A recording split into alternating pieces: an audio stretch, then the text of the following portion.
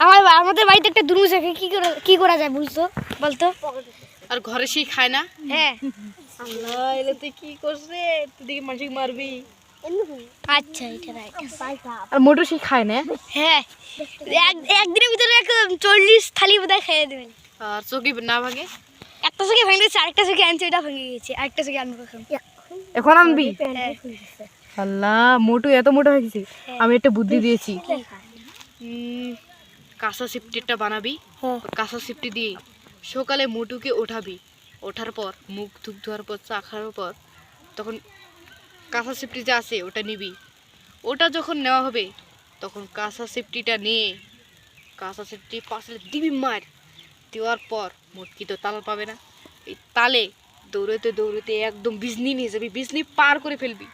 আমি বলছি কি জানিস না, বিজনি পার করে ফেলবি, তখন দেখিস তোর থেকেও বেশি পাতলা হয়ে যাবে। বুদ্ধিটা ঠিক আছে না? হ্যাঁ।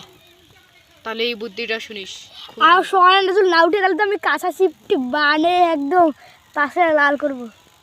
পাছিলা লাল মানে লাল টকটকা করে দিবি তুই হ্যাঁ। পাছিলে।